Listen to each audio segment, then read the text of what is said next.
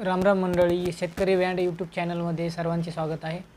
तर यूट्यूब येण्याचे कारण आपण 7 दिवस कीर्तन या यूट्यूब चॅनलवरती लाईव्ह दाखवणार आहेत। तर आपण आपल्या चॅनलला सबस्क्राईब आणि बेल आयकॉन बटनला क्लिक करून घ्या।